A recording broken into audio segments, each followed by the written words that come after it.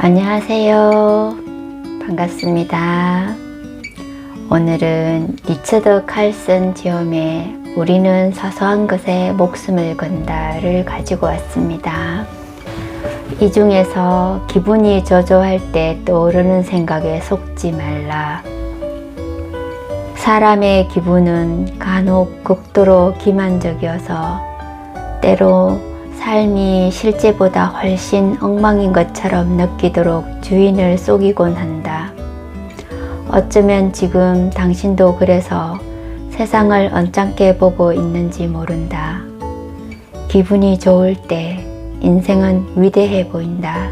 그리고 인생에 대한 비전과 상식, 지혜를 지니게 된다. 이때는 일이 어렵게 느껴지지 않으며 문제거리들 역시 그다지 골치 썩이지 않고 쉽게 해결될 것처럼 보인다. 인간관계 또한 순조로워지며 의사소통도 수월하게 이루어진다. 이런 경우에는 설사 비판을 받더라도 대수롭지 않게 받아들일 수 있다. 반대로 기분이 나쁠 때는 인생이 참을 수 없을 정도로 심각하고 고달프게 여겨진다. 그래서 미래에 대한 비전을 가질 여력조차 없다.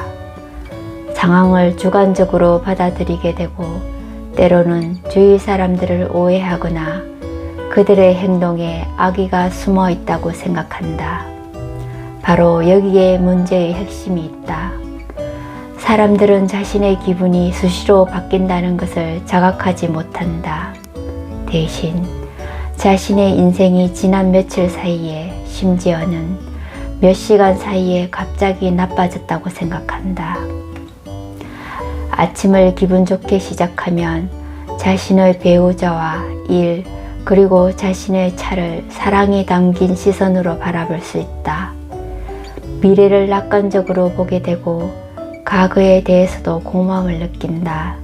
하지만 그러다가도 오후 늦게 기분이 언짢아지면 일하기가 싫어지거나 배우자가 귀찮게 느껴지고 자동차는 고물이며 자신은 직장에서 성공할 가망이 없다는 절망적인 확신이 든다.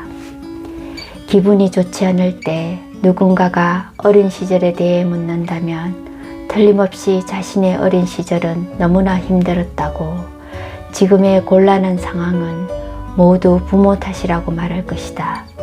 이렇게 빠르고 극정일 정도로 대조적인 행동은 터무니없고 우스꽝스러워 보인다. 그러나 사람들은 흔히 이런 식으로 생각한다.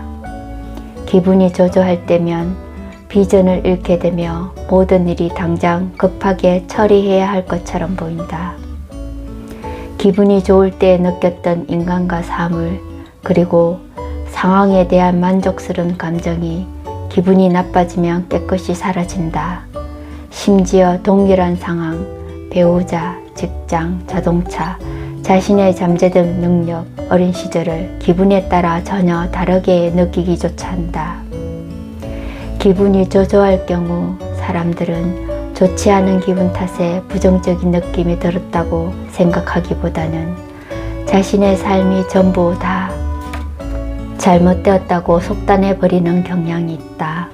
이것은 지난 몇 시간 사이에 인생이 엉망이 되어버렸다고 말하는 것이나 다름없다.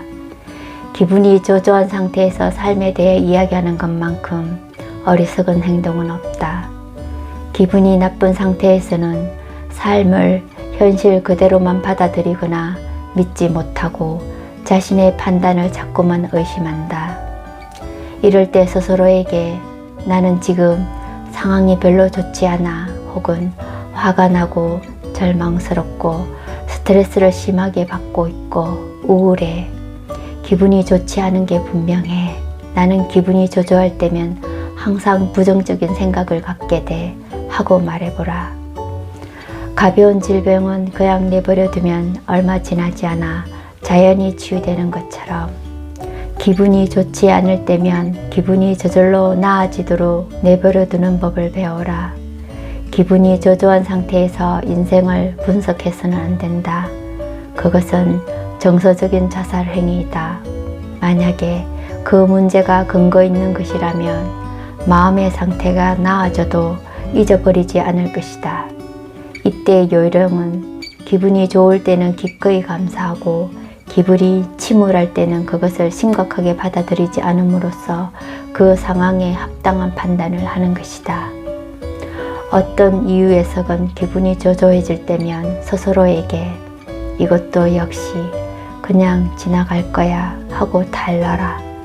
그러면 그렇게 될 것이다. 작가 웨인 다이어 박사가 한 말로 끝인사를 대신하겠습니다. 사소한 것에 연연하지 말라. 모든 것은 다 사소하다.